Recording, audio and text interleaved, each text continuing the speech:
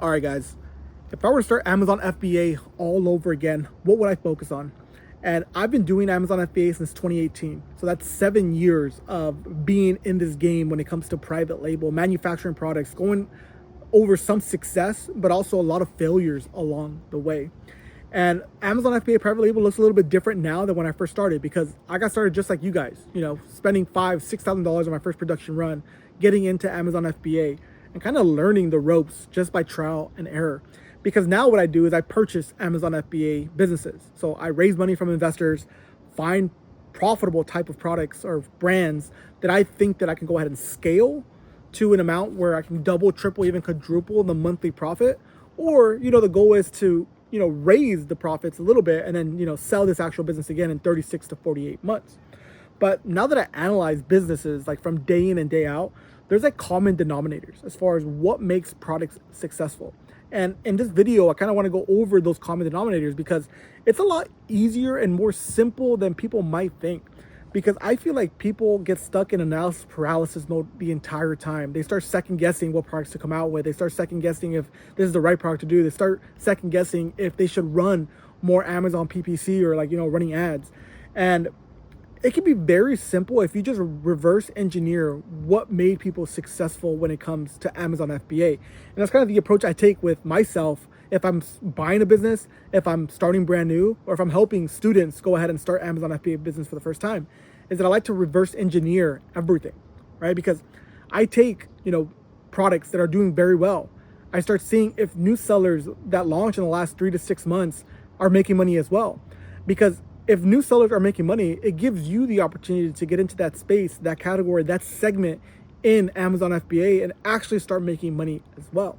So that's one common denominator, right? Like, not only are you coming out with a product that, has demand, but a product that's actually saturated, because that goes against the grave of like what everybody says on Amazon FBA. And that's to find a product that has very high demand and low competition. Where in reality, if you find a product like that, eventually there's going to be more competitors that come into that space. Eventually, those competitors will take market share, and eventually you'll be left with a smaller and smaller percentage share.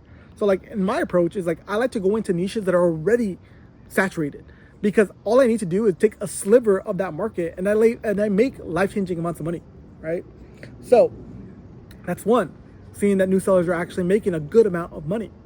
But number two is that I always say I got lucky when I first started Amazon FBA. And the reason why I got lucky is because I actually picked a product where I was the customer avatar. I was that person purchasing that product. I was that person with that pain point. And if you guys have followed this YouTube channel, you guys know that I own 3 brands right now. I own Factory Laced, I own Maverick, and I own Nudary Labs, right? So the first brand that I started from scratch was Factory Laced. And I used to collect limited edition sneakers, the Jordans, the Kobe's, all these other, I used to camp out for shoes. So I knew exactly the different types of materials these shoes were, how to display them, how to repellent spray, what glues to go ahead and, come out with, deodorants, displays, all the whole nine when it comes to what a sneakerhead is looking for on a product to keep their shoes in pristine condition. Because basically the hardest thing, or the most thing that matters in Amazon FBA is conversion rate. And if you can have secondary images, your bullet points, your A+ content resonating to a customer, you're going to convert, right? So that's probably one of the most common denominators thing, that the reason why I like to purchase Amazon FBA businesses is because that's the hardest thing to do, is finding a customer avatar that's going to be excited to purchase your product, that's going to be motivated to purchase your product. Because people buy products because they're solving pain points, right? Or insecurities. And the bigger the pain point, the higher the insecurity, the more margin and the more you can actually charge for your item. So the reason why I like to purchase Amazon FBA businesses is because these people selling their businesses have already identified who their customer avatar is, right? For instance, for Nudary Labs, we have different types of, products in the supplement space, but each one of those products is broken down into, a function of your body. So we have one that helps your liver and doing detox. So they were able to go ahead and formulate ingredients that help exactly for people that have liver problems, or people that are trying to flush out, or cleanse or detox their actual liver, right? And I wouldn't have known that going into the space if I just looked at the numbers, right? You still have to understand exactly who is purchasing that actual product, right? And it brings me on to the next point, is when it comes to advertising. Because you have to have enough margin to advertise, especially in 2025, where the A10 algorithm when it comes to Amazon FBA is basically the more money you make to Amazon, the more they're going to reward you and make you more money. Because in the old school game, the old saying of things as far as how you got ranking is you got sales, right? So you can get sales even if you were unprofitable by just running ads. And eventually you'll go ahead and start ranking at the very top of these keywords.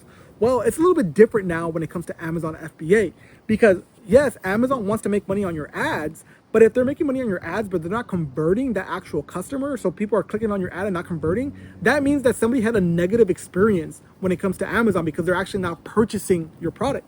So how the A10 algorithm works now is that you want to allow Amazon to make money off of your ads that you're spending, but they also want to make money off of your selling fees, off of fulfillment fees, right? So if you're able to make Amazon money in all those different places, then now you will go ahead and get rewarded, right? So understand that the only way that you can help the A10 algorithm is by improving conversion rate, improving click-through rate. And once you do that, you're going to get rewarded by ranking at the very top. But when it comes to advertising, you have to have margin, because my biggest differentiator when I go into a niche is one, understanding my customer avatar, but two, being seen, having impressions. And that's what the Amazon game or the marketing game is for any type of industry. What price point can you acquire a customer? And based on that price point, can you make a profit? And when it comes to having enough margin on Amazon, I make sure that I am advertising every single time. And I want you to do this exercise with me, right? So with Maverick, I have very, very high margins that allow me to be the highest priced item when it comes to weighted vest, even a running chest bag. But I want you to do an exercise as far as going onto Amazon and just typing in different variations of weighted vest, right? Like weighted vest, 40 pounder, weighted vest, 50 pounder, weighted vest for men, running for weighted vest, weighted vest for hiking. All these different types of, segments that I have with weighted vest in them, I pay for all the time. And I'm able to outcompete my competition based on me having enough margin to run ads 24/7, right? Because that is literally the safest way to scale on Amazon, because it's the most predictable way. Because if you rely solely on organic searches, yes, you'll get some sales like that will be great and you'll make a lot of money on those organic sales, but then other days you won't make any sales at all. So by continuously running ads, you're actually become more consistent. And the thing is that you'll be able to manage cash flow correctly, you'll be able to rank faster by just having enough margin, right? So again, those are some key steps that I want to go ahead and give with you guys today, because I analyze businesses on a day-to-day basis. I look at businesses that have been started within the last year, 18 months, even as far back as 10 years on Amazon FBA that are still making profit right now. And they all have that same thing in common. They understand their customer avatar to a T. They understand conversion rate. They understand click-through rate. They understand margin of having with your actual product, right? But it all really comes down to, you having the right tools in order for you to go ahead and be successful. Because you will watch a million YouTube videos. This might be one of them right now, right? You're watching this YouTube video to try and see how you can become successful with Amazon FBA. But at the end of the day, just worry about the things that matter the most. Don't plug in different types of, product research methods or advertising methods to save you and give you the most profit. Because at the end of the day, all that's going to come if you understand who your customer avatar is and you have enough margin, right? Because now you're going ahead and are able to test out different things when it comes to advertising, but you also know that the end consumer is going to purchase your product. So understand pain points, understand insecurities, and make sure your product and your whole entire listing is catering to that. And trust me, that will put you in the best position to succeed with your products and Amazon FBA in general.